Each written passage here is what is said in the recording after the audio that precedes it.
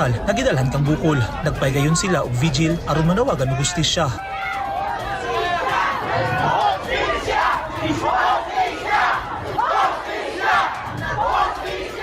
Subay sa investigasyon, nakayagom og usa ka pinusilan sa lawas ang kapitan. Duha ka basyo sa bala ang na-recover sa mga otoridad sa crime scene. Dili pa matino sa kapulisan kung unsa nga kalibre sa baril ang gigamit sa pagpamusil. Sumala sa kapulisan, gipailawom na sa autopsy ang patayng lawas ni Bukol. Personal grudge ang usa sa mga anggulo nga ginasubay sa kapulisan nga posibleng motibo sa krimen. Dunay persons of interest sa krimen.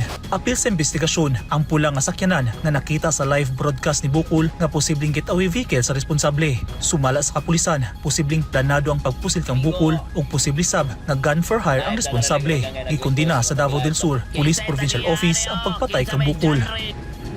Isang tama lang yung tama yung Kapitan Bukol.